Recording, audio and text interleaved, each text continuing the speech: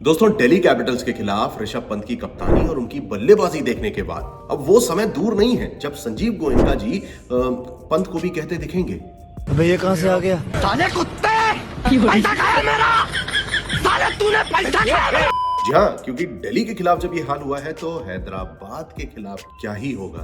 भाई एक बार फिर काव्या जी अपनी सेना को अनलीश कर देंगी और फिर वहां से मचेगा तांडव। जो तांडव की एक झलक हमने पिछले सीजन भी देखी थी। वही मुकाबला जिसमें 9.4 ओवर्स में एसआरएच ने 167 रन ठोक दिए थे।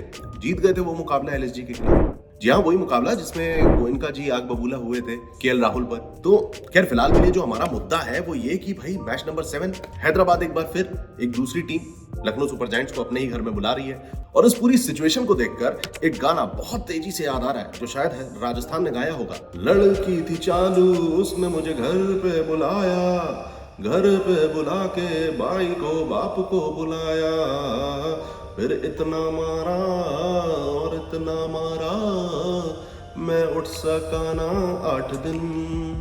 भाई मतलब देखो, मेरे से जितना हो पाया मैंने बोल दिया, लेकिन फिलहाल बात यह है कि मैच नंबर 7 में एक बार फिर वही हैदराबाद का तांडव हमें देखने को मिल सकता है। ये जो मुकाबला है कल यानी कि 27 मार्च को आप देखेंगे शाम 7:30 बजे से Rajiv Gandhi international cricket stadium रहेगा हैदराबाद का।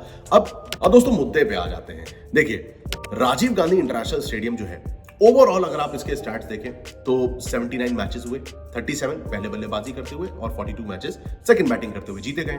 एवरेज स्कोर भी यहाँ पे 165 का दिखाई देता है, लेकिन ये ओवरऑल है। यहाँ पर लोएस्ट स्कोर दिल्ली ने बनाया था 80 रन और हाईएस्ट स्कोर एसआरएच कराया है 286 रन, जो कि हाईएस्ट स्कोर है। अब यहीं पर अगर हम पिछले सीजन की बात करें, इस सीजन में तो आपने देख ही लिया राजस्थान का क्या हाल रहा।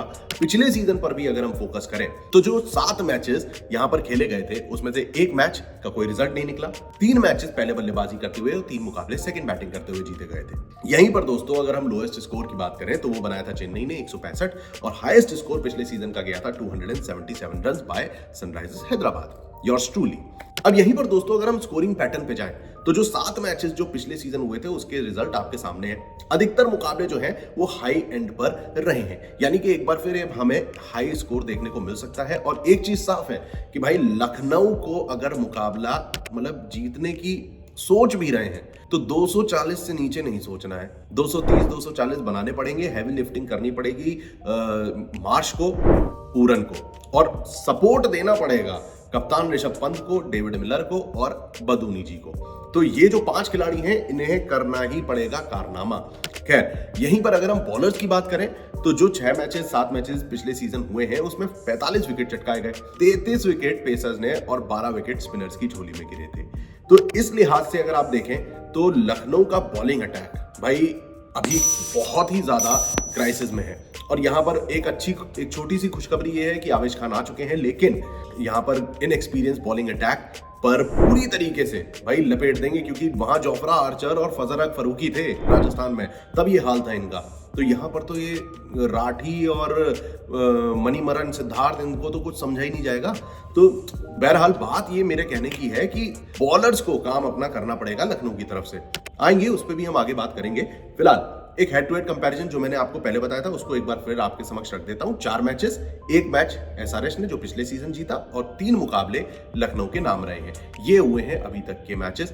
यहां पर दोस्तों अब आती है बात हमारे अपकमिंग कॉन्टेस्ट। देखिए, उम्मीद करता हूं जितने मैं आपको स्टैट्स बताता जा रहा हूं, जो भी मैं आपको अपडेट दे रहा हूं, आपकी जहन में रहेगा। आप ये पूरा वीडियो अभी तक अगर आप आ रहे हैं तो आगे भी देखिए, क्योंकि यहां पर मैं प्रोबेबल 11 और टॉप परफॉर्मर्स की बात करूंगा और देखते हैं कि आखिर किस टीम का पलड़ा भारी है, जो कि ऑब्वियसली हैदराबाद रहने वाली है, लेकिन कुछ फ्लॉज हैदराबाद में भी है, वो हम उन पर चर्चा करेंगे। और उसी के साथ चलिए बात करते हैं हैदराबाद टीम। सबसे पहली चीज, ईशान किशन इंजर्ड हुए थे राजस्थान के खिलाफ जो 18वां सीजन चल रहा था। फील्डिंग करते समय घुटने पे चोट आई थी और वो काफी हद तक 20-30 मिनट तक वो ग्राउंड पर वैसे ही लेटे रहे थे उस जगह पे। तो हालांकि बाद में वो नॉर्मल चलते दिखाई दिए, तो ऐसे में मैंने उन्हें टीम में जरूर रख लिया है। Travis head, Abhishek Sharma, Ishan Kishan, Nitish Reddy. अब ट्रेविस हेड की बात अगर आप करते हैं तो भाई हेड ने राजस्थान के खिलाफ भाई अच्छी बल्लेबाजी करी थी। इन्होंने 67 रन बनाए थे 216 की स्ट्राइक रेट से। और ईशान किशन का तो आपको पता ही है भाई, रिडेम्पशन बोल रहा था, 106 रन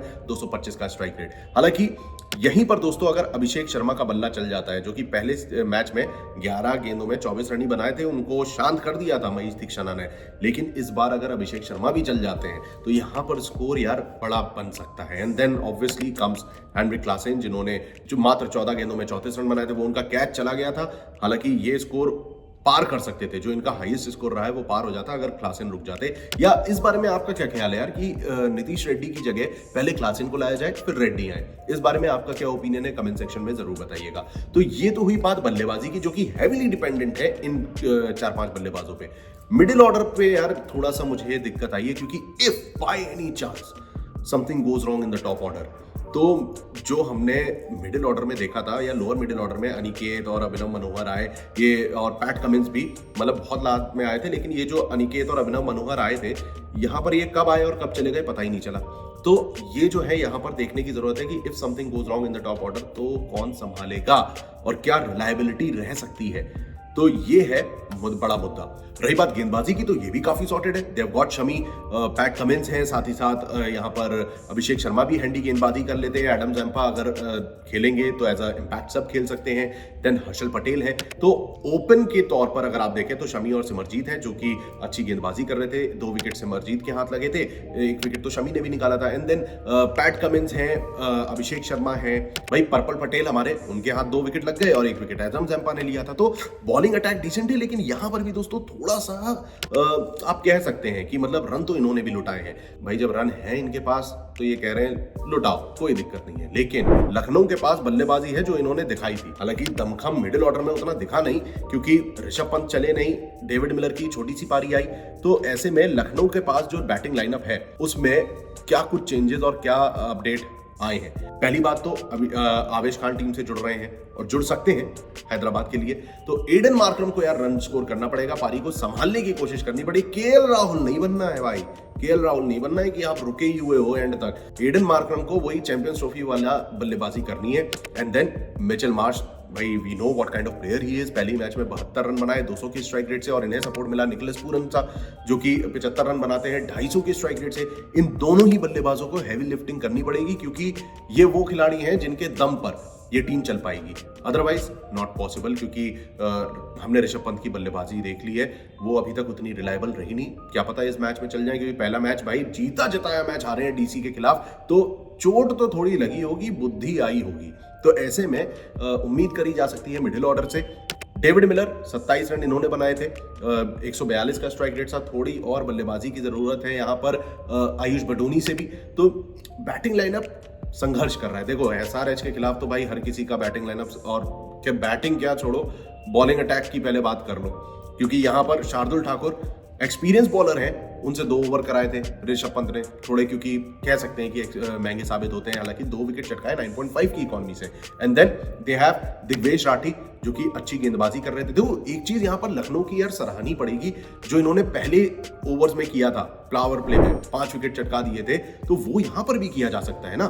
फाफ डुप्लेसी हो या फिर जैक फ्रेजर मैकगर्ग हो, उन सबको रास्ते से हटाया था। डीसी का जो टॉप ऑर्डर था उसको खाली कर दिया था। तो बॉलिंग अटैक कर सकता है कारनामा, लेकिन क्या एसआरएच के खिलाफ करेगा, क्योंकि वो तो भाई हाई ऑन कॉन्फिडेंस है।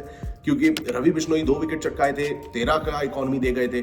दिग्वेश राठी हैं जो कि 2 विकेट चटकाए थे, 7.8 की इकॉनमी से अच्छी गेंदबाजी करी थी। और आवेश खान का अब सपोर्ट मिलता है, तो लखनऊ के लिए कहा जा सकता है कि भाई देखो ऐसा नहीं है कि कंपीट नहीं कर सकते या टक्कर नहीं दे सकते, लेकिन आपको करना है तो मेहनत करनी होगी, मेहनत मशक्कत करनी होगी। अब हैदराबाद के खिलाफ या टॉस की भी बात करो तो अगर आपका स्कोर 240-250 के आसपास है तो एक अच्छा फाइटिंग टोटल हो सकता है, जो कि लखनऊ करने की काबिलियत रखती है। तो एक कांटे की टक्कर होती है तो देखने में मजा आएगा। और हालांकि अपर हैंड तो डेफिनेटली भाई सनराइजर्स हैदराबाद का रहा है, और पिछला सीजन देखने के बाद हैदराबाद पर चांस लिया जा सकता है। लेकिन मैं एक बार फिर बोलूंगा, लखनऊ को इस बार कम नहीं आंकना चाहिए। अपनी गलतियों का सुधार करते हुए वो आगे बढ़ सकता है। अब मेरी बात से आप इत्तेफाक रखते हो या नहीं, कमेंट सेक्शन खुला हुआ है, अपना जवाब अपनी राय जरूर दीजिएगा। क्योंकि भाई मेरी तो हैदराबाद और लखनऊ दोनों फेवरेट है, लेकिन यहाँ पर बैंक किया जा सकता है सनराइजर्स हैदराबाद पे, भरोसा दिखाया जा सकता है एलएसजी पर भी।